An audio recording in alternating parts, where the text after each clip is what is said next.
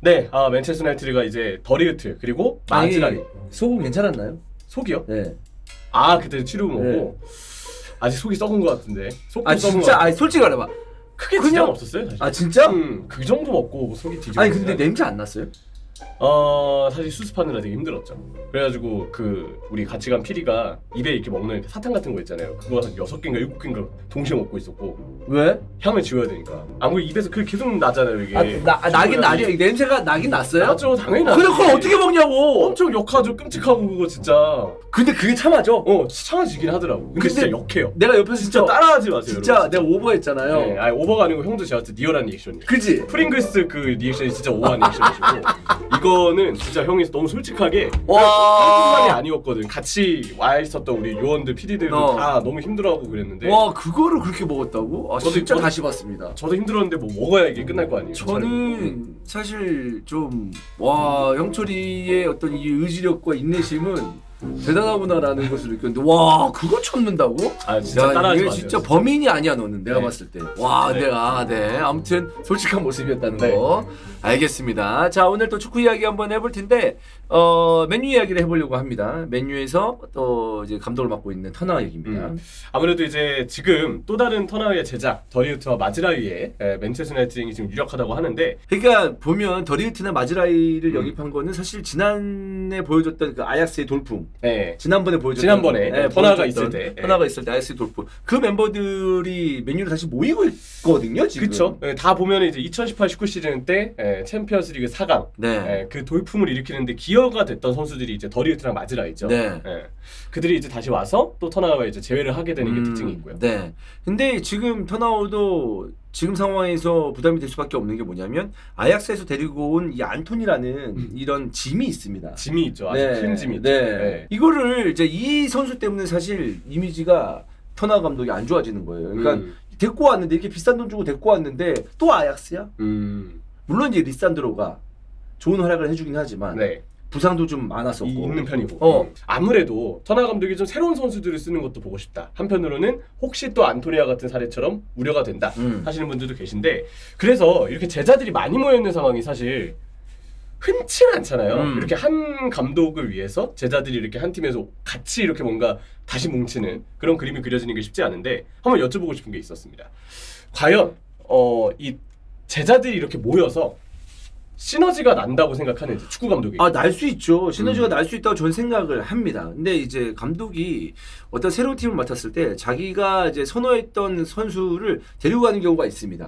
근데 그거는 이제 뭐 첫 시즌 정도?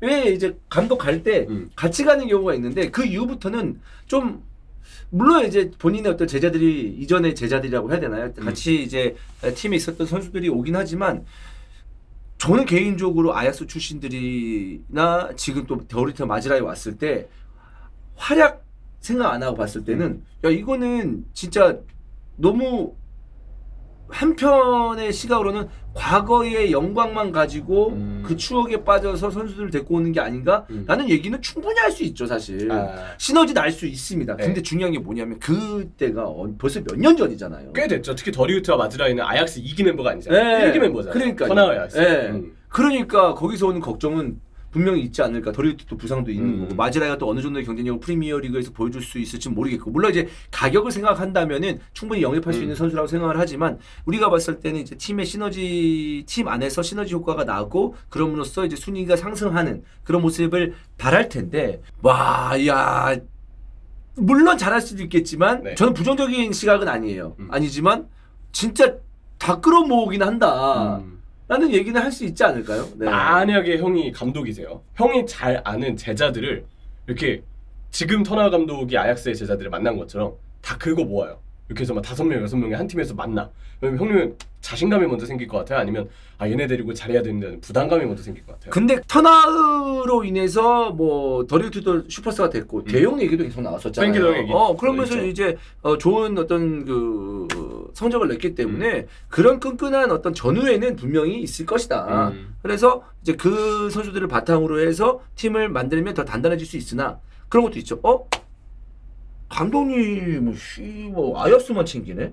아니 난 뭐 아약스 안 나온 사람 서러워서 살겠어 이러면서 그래서 출신이 달라. 딴 팀에서 오는 산초 난 도르트문트인디 막 이러면서 그러면서 또 이렇게 또 뭐 이제 기분이 나쁠 수가 있는 그런 부분도 또 산초하고 또 이렇게 될 수도 있으니까 화해는 했다고 하지만 그렇게 그런 부분에 대해서는 조금 이렇게 우리가 좀 조심해야 되는 부분이죠. 심적으로 봤을 때. 그렇죠. 그런 생각이 좀 드네요. 그래서 우려되는 점은 역시 결과가 안 나왔을 때는 터나 봐라. 결국 자기 제자만 그거 모으더니 결과 못 낸다. 그에 따라서 좀 비판을 더 받을 수 있다.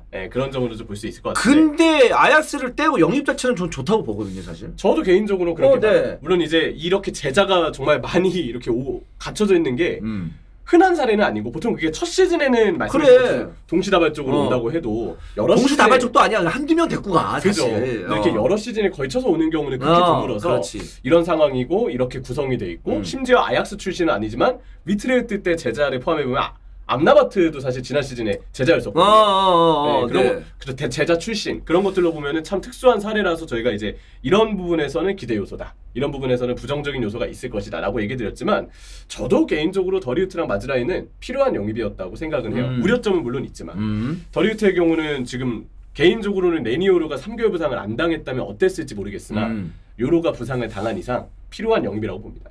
아무래도 리산드로 요로가 지금 못 나오는 상황에서 나머지 자원이 맥과이어, 린델로프, 에반스인데 린델로프는 나가야 될 자원으로 분류해야 되고 맥과이어는 에반스도 마찬가지지만 철저하게 백업이에요. 근데 세 번째죠, 세 번째. 네, 근데 지금 3개월가량 요로가 못 나오는데 이 세 선수 혹은 두 선수에게 부담을 계속 주는 거는 옳지 않기 때문에 주전급 선수 한 명은 더 필요하고 빠른 영입이 필요했습니다. 왜냐하면 뭐 요로 올 때까지 다른 선수로 버티면 되지 않을까? 그거는 굉장히 긍정적인 마인드고요. 만약에 이 세 선수로 버티다가 빠그러진다? 더리우트 없이? 그러니까 뭐 리산드로, 맥과이어, 에반스로 버티다가 빠그러진다? 그러면 시즌 초반에 그 망친 거 언제 복구될지 모릅니다. 그렇죠. 3개월 되게 중요합니다. 사실 뭐 저는 지난 시즌에도 사실 맨유가 초반에 분명 좀 고비를 겪었던 것이 어느 정도 성적에 있어서는 되게 안 좋은 영향을 주었다고 생각을 하거든요. 되게 중요한 초반 기간인데 당연히 주전급 선수를 더 갖춰서 들어가는 게 맞다고 보고 웬만한 팀이면 유럽 대항전 병행하면 주전급 센터백이 한 3명은 돼요. 그게 가장 건강한 구조인 만큼 더리우트는 괜찮은 영입이고 좀 이해는 된다. 더리우트가 바이에른 뮌헨에서 마지막 시즌 때는 지난 시즌에 잔부상도 좀 많았고 종종 둔한 모습을 보일 때가 좀 있었지만 그래도 이 선수가 수비수로서 가진 기본기, 예측 수비 능력은 되게 좋다고 보거든요. 더리우트에게 되게 중요하죠. 사실 우리가 생각했던 우리가 처음 더리우트를 봤을 때보다는 지금의 더리우트의 어떤 그 평가라고 해야 되나요? 그러니까 우리의 기대감을 채워줬냐? 아니거든요. 그건 아니죠. 아약스 때는 참 더 많이 기대했는데. 그렇습니다. 그렇기 때문에 이번 맨유에 와서 또 자기하고 잘 맞는 또 감독 아니겠습니까? 그러면 이제 다시 보여줘야죠. 마즈라이도 마찬가지인데 지금 완비사카의 그 아주 문제가 됐던 보상금 문제가 이제 해결이 된 것 같습니다.